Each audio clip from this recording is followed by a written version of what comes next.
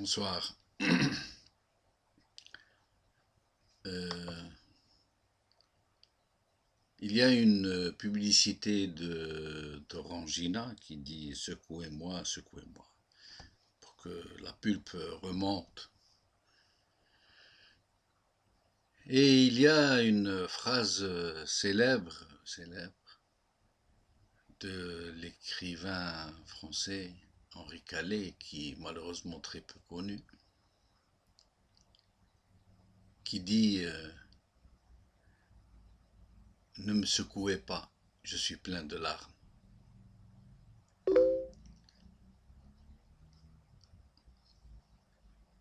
Et bon, j'en profite pour citer une phrase de cet écrivain. Il le mérite, hein, c'est parce qu'il a dit cette phrase une semaine avant de mourir. Voilà ce qu'il dit. C'est sur la peau de mon cœur que l'on trouverait des rides.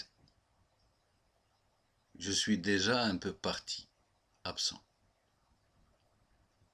Faites comme si je n'étais pas là. Ma voix ne porte plus très loin. Mourir sans savoir ce qu'est la mort, ni la vie. Il faut se quitter déjà. Ne me secouez pas. Ne me secouez pas. Je suis plein de larmes. Et donc, je vous dis ça parce que il y a un instant, j'étais en contact écrit sur Facebook avec un compatriote qui signe sous le pseudo la 7e wilaya. Et je vous conseille d'ailleurs vivement de fréquenter, d'aller faire un saut sur son site, la 7e wilaya. C'est un blog, je crois. Et donc, on a évoqué des choses et d'autres. Et nous avons parlé des, du problème de l'adoption en Algérie. Et nous avons donc échangé.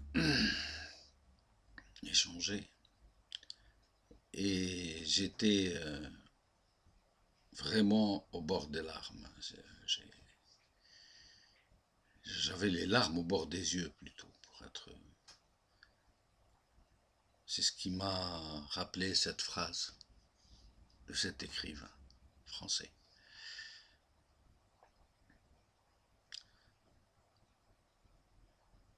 Je crois que le grand malheur de notre pays, c'est que les gens faibles, les gens fragiles, les gens qui n'ont pas de recours, les pauvres, les orphelins, les veuves, les handicapés, et surtout les enfants abandonnés, sont une tragédie sans nom, sans nom. Son nom est là, nous ne pouvons pas tout mettre sur le dos du régime parce que c'est bien beau de tout coller au dos du régime, de dire c'est un régime mortifère, crapuleux, mafieux, qui a dévoyé toutes les vraies valeurs de cette société. C'est vrai, c'est pas faux. Mais ce serait trop facile, il faut dire, parce que nous avons une grande responsabilité, nous tous, en tant que société, en tant qu'être humain qui est acceptant que les plus faibles d'entre nous soient ainsi maltraités, écrabouillés. C'est terrible. Et l'un des plus grands problèmes de notre société, entre autres, on pourrait faire tout un livre sur chaque catégorie de ces populations livrées à elles-mêmes, hein, les handicapés, c'est terrible. Mais les plus faibles d'entre ces gens, qui n'ont aucun recours, qui sont complètement désarmés, parce que c'est des bébés, ils viennent de naître, ils sont abandonnés pour une raison ou pour une autre. Avant, on les appelait, d'ailleurs, le terme officiel existe jusqu'à aujourd'hui, hein, en Algérie, on les appelle les pupilles de la nation. Moumoulain, alors que ce n'est vraiment pas le cas, vraiment pas le cas. Dans la fin des années 90, ma fille, Sabrina, était infirmière à l'hôpital civil de Tébessan et elle avait demandé à être affectée à ce service d'enfants abandonnés. Et elle était entrée dans une phase de dépression. Ma fille est très sensible, elle s'occupait de ses enfants et c'était. Moi, je lui avais dit, hein, je l'avais prévenu, je lui ai dit, attention, Sabrina, il faut les aider, ces enfants, il faut leur donner de l'amour, mais fais attention, essaye de laisser une distance parce que tu vas être avalé par ce malheur. Et elle était entrée véritablement dans une phase de dépression nerveuse. Bon, je ne vais pas dire ce qu'elle a fait pour eux ou ce qu'elle n'a pas fait. Et elle m'avait invité, elle m'avait supplié d'aller voir ce qui se passait. Je n'ai pas voulu y aller. Mais en fait, j'y étais allé un jour. Et j'ai vu ces enfants, comment ils étaient.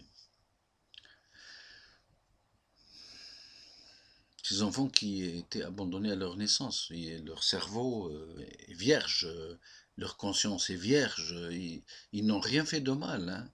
Mais à l'arrivée, déjà quand ils naissent, ces enfants, comme tous les enfants, dès qu'ils sont expulsés du ventre de leur mère, ils poussent un cri d'effroi. Dès que l'air rentre dans leurs poumons et qui leur fait mal, comme tous les enfants, comme tous les bébés. Mais eux, le cri qu'ils lancent à ce moment-là, ce cri d'effroi, de douleur, il va se prolonger tout le long de leur vie. Alors qu'ils sont encore bébés, aucune chance de pouvoir se défendre, aucune possibilité, ils sont considérés comme une honte, alors qu'ils n'ont pas de, ils n'ont rien à se reprocher, ces enfants, c'est des innocents, ce sont des cadeaux de Dieu.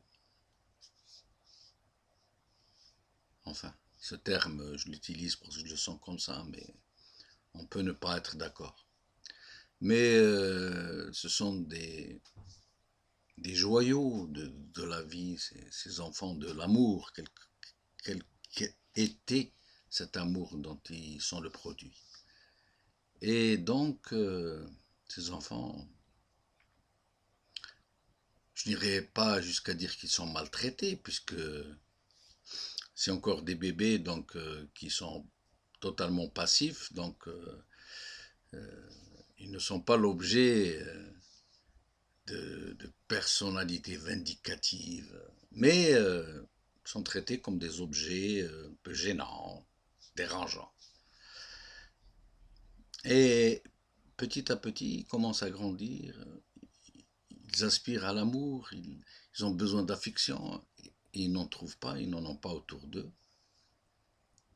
Et le malheur, et c'est l'objet de ma présente vidéo, c'est que beaucoup de gens en Algérie, énormément de gens en Algérie, y compris hors de l'Algérie, des Algériens qui vivent en France, en Angleterre, aux États-Unis, en Allemagne, partout, qui souhaitent adopter un enfant et qui donc naturellement vont vers ces enfants algériens qui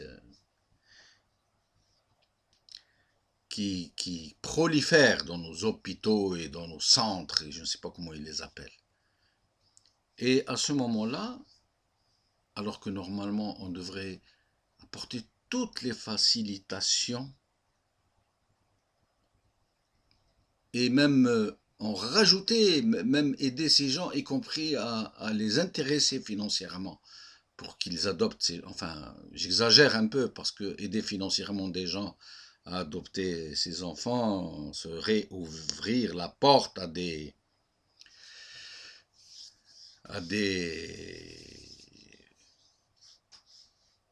prétentions qui ne sont pas très honnêtes peut-être. Mais enfin, l'essentiel, c'est que l'administration algérienne devrait faciliter l'adoption de ces enfants pour leur permettre de vivre dans des foyers, j'allais dire normaux, où surtout que ces enfants sont désirés, ils sont voulus, ils sont recherchés, et qui vont compenser un manque d'amour, un manque d'enfants.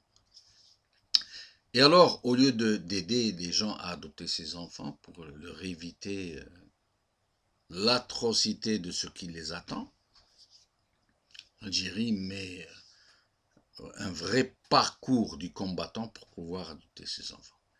Une législation, une réglementation tellement rébarbative, tellement, j'allais dire, déconcertante, tellement infranchissable, que les gens finissent par partir et ne pas adopter ces enfants, qui vont grossir le rang déjà énorme d'enfants abandonnés, qui ne trouvent pas de foyer pour les accueillir et qui naturellement vont emprunter des parcours très difficiles et qui vont les forger dans le mauvais sens.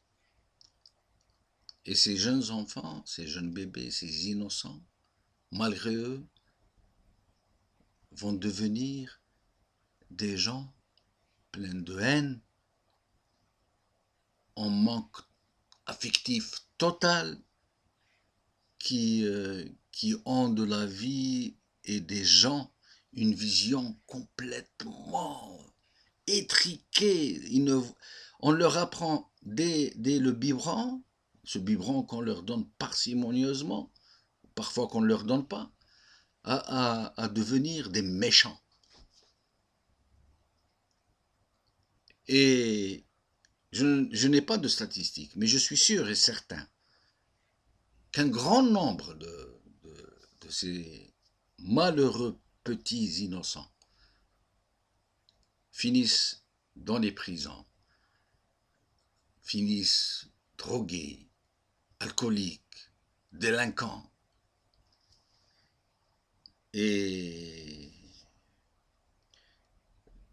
le reproche ne doit pas leur être fait parce qu'il doit plutôt être dirigé vers cette société qui les a formatés ainsi, qui les a fait fermenter dans un bain d'aigreur et de haine et de rejet.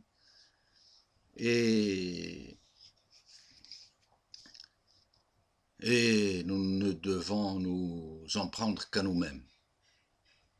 Et Dieu sait que nous serons tenus pour comptables de ces atrocités, et je pèse mes mots, que nous avons commises contre ces enfants, contre ces innocents. Voilà, donc c'est une vidéo que je fais comme ça, sans aucune préparation, comme je la sens, comme je sens ce phénomène. C'est difficile à dire, hein, c'est difficile, mais personnellement, je me sens responsable.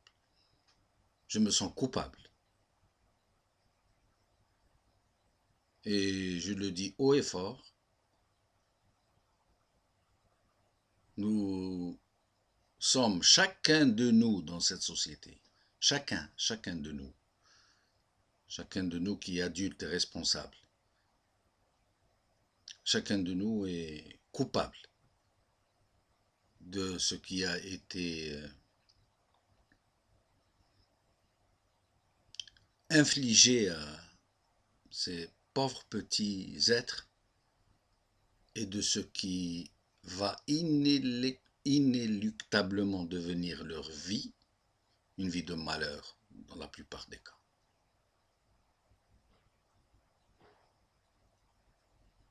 Voilà.